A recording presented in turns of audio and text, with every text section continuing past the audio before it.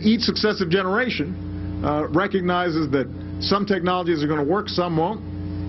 Some companies will fail, some companies will succeed. As long as I'm president, we will not walk away from the promise of clean energy. You know, the president complains about the oil industry getting a tax break.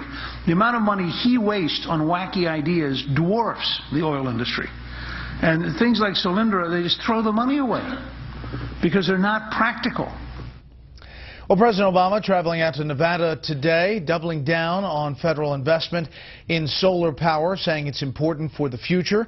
The company he was at today does employ fewer than a dozen full-time employees, despite getting federal help. But the president said it is all about an all-of-the-above approach to energy. Let's bring in our panel. Steve Hayes, senior writer for the Weekly Standard, Mary Catherine Ham of the Daily Caller, and David Drucker, reporter for Roll Call. David, what about the president's pitch and how it's going?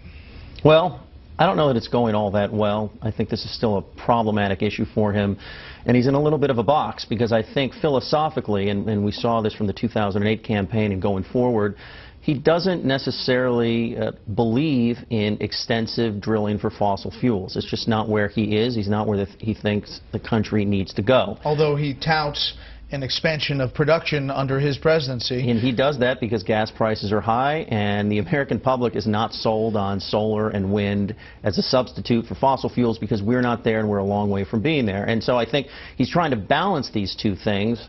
And, you know, I think we'll find out over time if he's able to do that. It depends. Do gas prices stay high for the foreseeable future, or do they end up going down? Things of that nature, we'll sort of see how this plays out for him. Yeah, Mary Catherine? Well, I think despite the fact that the president is a very good talker, a great orator, he is not all that convincing when he ends up sort of taking his show on the road. He's done this on many issues, and a lot of times it does not turn the voters around. I'm not sure on this it's going to do that. He's got the issue that we have these huge loans that went out through Department of Energy, that went out through the stimulus, that have failed demonstrably, noticeably. The Fisker automobile just failed on the track during its Consumer Reports testing, and we've, you know, given millions of dollars to them. So that's an issue. His priorities don't look like they're in the right spot, and people are responding to that and hurting at the pump, and that's what they're looking at. He has the Secretary of Energy, Stephen Chu, up on Capitol Hill saying he deserves an A for efforts to keep gas prices low and using all the tools at their disposal.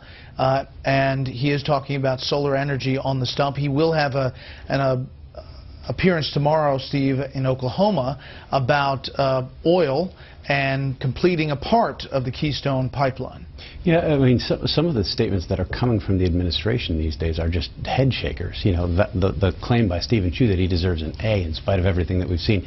The president's claim that he has pursued an all-of-the-above energy strategy when he denied the most studied pipeline in the history of the United States after having had the State Department study for 3 years. I mean, it doesn't make any sense. These are counterfactual claims. This is actually a big policy dispute, a legitimate policy dispute. On the one hand, you have people on the political left, the environmental left, who believe that what we need to do is lower demand. There are two ways, and there are many ways, but two primary ways to lower demand. You could boost alternatives, which the administration has done to no end, starting with the stimulus and continuing literally to today, or you can raise prices. Now, the administration has been at best ambivalent about prices, except for now, when it really matters for the president's re-election. So you have the president, in effect, pretending to be something that he hasn't been. And so you have the administration making these claims now that are contrary to the policies they've pursued, because most of America, the voters, especially in the face of $4 gas, won't agree with what the environmental left has been arguing. I mean, if Stephen Chu says what he said 4 years ago in September of 2008, that we need to raise gas prices here to the levels of Europe, that would get a standing ovation at Greenpeace convention or some of these leftist organizations. Most people in America, however, are troubled by that, particularly, again, in the face of these prices. It's also interesting, he's at Copper Mountain, which did get federal tax incentives and credits and state tax incentives and credits, but it is not one of these giant DOE stimulus loans. I think there is a recognition that they can't be near those kind of places, which sort of shoots a hole in his whole plan to quadruple down on these sort of things. One of the things that the president and his advisors say at all of these events is one particular line that Jim Engel had a piece about today. As a country that has 2% of the world's oil reserves, but uses 20% of the world's oil. I'm going to repeat that. We've got 2% of the world oil reserves. We use 20%. We have vast oil and natural gas reserves here in the United States.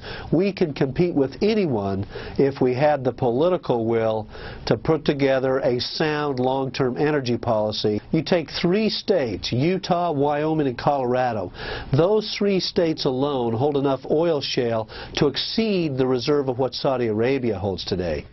So basically, it's accurate, but the experts Jim talked to said misleading because it deals with proven reserves as opposed to what is untapped and believed to be in the U.S. That's correct. But I think it was interesting what that last expert noted. He said if we had the political will, we could exploit a lot more of what we have.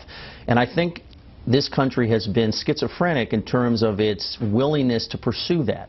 You know, years ago, not that long ago, when a Republican Senate tried to get through drilling in Anwar, it was basically blocked by Democrats, and the country yawned. There was no payback or pushback or backlash for the Democratic Party for blocking drilling in Anwar.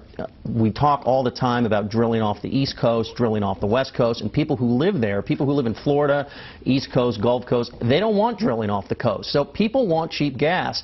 But until there is a hue and cry, if ever, to start going after the resources we have, the government won't do it. Democrats and others who feel opposed to it will feel emboldened to keep opposing it because they don't believe they'll pay a political price. They haven't yet. Although Republicans are clearly running on this now. They sense a vulnerability here, Steve. Well, there's no question about it. I mean, Mitt Romney, who wasn't talking about this a lot 2 months ago, is now mentioning this in every single speech and every single interview he gives. Newt Gingrich was the one who really started the ball rolling with that the 28-minute film. Rick Santorum takes, a piece of shale with him everywhere he goes, holds it to his audience. Now there's it's an no Etch-a-Sketch, question. and we'll get to that in the next panel. There's no question that Republicans see a vulnerability. There's also no question that the White House understands that vulnerability. I mean, I thought David Axelrod's comments to you last night reflected that, and you're seeing the White House scramble to send the president to these places where he can tout himself as somebody who really has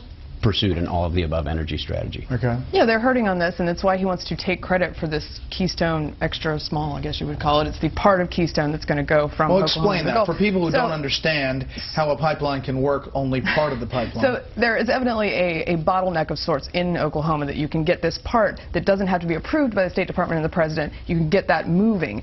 He's going to take credit for it because he benevolently did not stop it, which I think is sort of an interesting tack when he could have just allowed the giant pipeline and we would have had more reserves. Next up, the presidential race, a big endorsement, and